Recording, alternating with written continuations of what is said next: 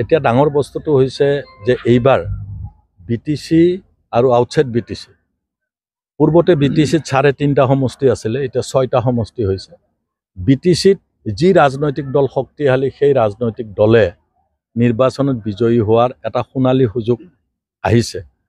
আমি চাওক বাহিৰৰ যি 10 লাখ 10.5 লাখ ভোট আছে তাত BPFৰ আমাৰ সংগঠন নাই, কিন্তু আমি বিশেষ ৰাজনৈতিক দলসমূহৰ সমৰ্থন যে পাম সেইটো আমি জানিব পাৰিছোঁ। যোৱা 20টা বছৰে কংগ্ৰেছ দলে ইয়াত বিজয়ী হ'ব পৰা নাই, তেওঁলোকে অল্টাৰনেটিভ ভোট দিয়া ঠাই বিচাৰিছে। AIDF দল আছে, তেওঁলোকে অল্টাৰনেটিভ ভোট দিয়া ঠাই বিচাৰিছে। গতিকে BPFে অল্টাৰনেটিভ দিছোঁ, আমি অকলে থাকিম। কোনোবাই সমৰ্থন দিলে আন্তৰিকতাৰে সমৰ্থন ল'ম। সংগঠনটো বাদেই, ৰাজনৈতিক সংগঠনটো বাদেই, অৰাজনৈতিক সংগঠন বা এগৰাকী ব্যক্তিৰো যদি কোনোবাই সমৰ্থন দিয়ে আমি আদৰেৰে গ্ৰহণ কৰিম। আৰু সেই সুযোগ আমাৰ এবাৰেই আহিছে, মই বাকীখিনি ভাঙি দিব খোজা নাই। ইয়াৰ ভৱিষ্যতে হয়তো সেই সুযোগ আমাৰ নাথাকিব পাৰে বাহিৰত। এইবাৰ এটাই সুযোগ আহিছে বাহিৰে ভিতৰে যে আমি এইবাৰ বিজয়ী হোৱাৰ সুবৰ্ণ সুযোগ আছে। আমি বিটিচিতে অন্যবাৰ আমি 2 লাখ ভোট পাওঁ, আমি এইবাৰ 4 লাখ 4.5 লাখ আমি ভোট পাবলৈ সক্ষম হ'ম বিটিচিত। এটা পকেট ভোট 11 লাখৰ ভিতৰত 8 লাখ পোল হ'ব, 4 লাখ বা 4.5 লাখ ভোট সাংঘাতিক ডাঙৰ পকেট ভোট হ'ব আমাৰ। আৰু বাহিৰত আমি 1.5 লাখ ভোট পালেও আমি বিজয়ী হৈ যাম। প্ৰক্ষেপ কৰাটো আমি আমাৰ কোকৰাঝাৰতো প্ৰাৰ্থী প্ৰায় ফাইনেল, ইয়াতো প্ৰায় ফাইনেল। দলেহে ঘোষণা কৰিব, মই নিজে ঘোষণা কৰিলে বৰ বেছি আত্মপ্ৰত্যয় হ'ব। গতিকে মই ইমান নেদেখুৱাই পেলাই মই ভাবোঁ যে আমি ইয়াত এই যিটো সুযোগ আহিছে এই সুযোগটো গোটেই বিটিচিবাসী আৰু বিটিচিৰ বাহিৰৰ এগৰাকী স্থানীয় লোকক, আপোনালোকে যোৱা 20 বছৰ জানে MP আছে, কিন্তু MP ক'ৰ? MP বিলাক ক'ৰ? এগৰাকী MPও আমাৰ লোকেল নাছিল যোৱা 20 বছৰৰ। গতিকে সেই কথাটো এটা লোকেল মানুহ এটা আঞ্চলিক ৰাজনৈতিক দলৰ পৰা এবাৰ প্ৰক্ষেপ কৰিব ইয়াত, সেইটো সুযোগ চবেই ল'ব লাগে। এতিয়াতো সেইটো কৈ দিব নোৱাৰি, কাইলৈ হয়তো মোকো দিব পাৰে, কাইলৈ অন্যকো দিব পাৰে। কোকৰাঝাৰতো আমাৰ মানে একমাত্ৰ খাম্পা বৰগয়াৰী আছে, তেওঁ প্ৰায় ফাইনেল আৰু সেইধৰণে খাম্পা বৰগয়াৰী হেৰি কৰিছে। এজন উচ্চ শিক্ষিত ল'ৰা, দিল্লী ইউনিভাৰ্চিটিৰ পৰা পাছ কৰা ল'ৰা। গতিকে মই ভাবোঁ তেওঁতকৈ উপযুক্ত অন্য ৰাজনৈতিক দলৰ খুব কম থাকিব পাৰে। নিশ্চয় দলে যদি প্ৰক্ষেপ কৰে মইতো প্ৰতিদ্বন্দ্বিতা কৰাত কোনো আপত্তি নাই, মই দলত আছোঁ, দলে যি দায়িত্ব দিয়ে সেইটো পালন কৰিবই লাগিব। এতিয়া ডাঙৰ বস্তুটো হৈছে যে এইবাৰ বিটিচি আৰু আউটসাইড বিটিচি পূৰ্বতে বিটিচিত 3.5টা সমষ্টি আছিলে, এতিয়া 6টা সমষ্টি হৈছে।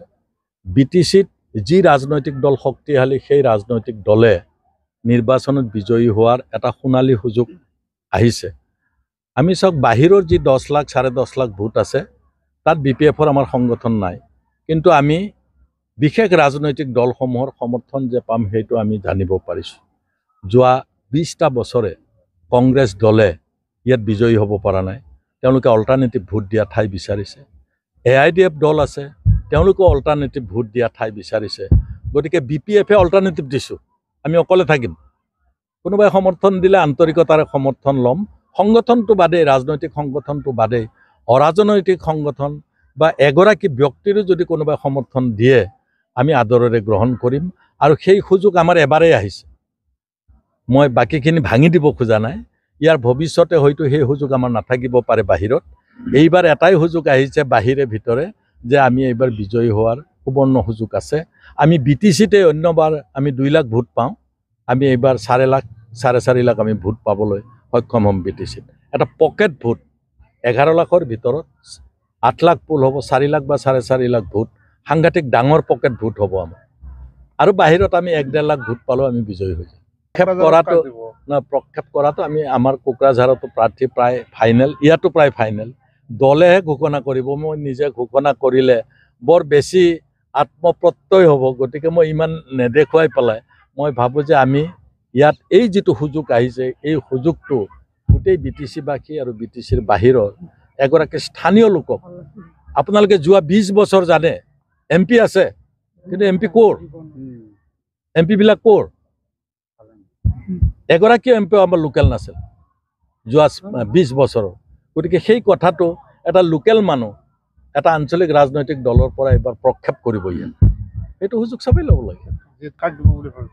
এতিয়াতো সেইটো কৈ দিব নোৱাৰি, কাইলৈ হয়তো মোকো দিব পাৰে, কাইলৈ অন্যকো দিব পাৰে।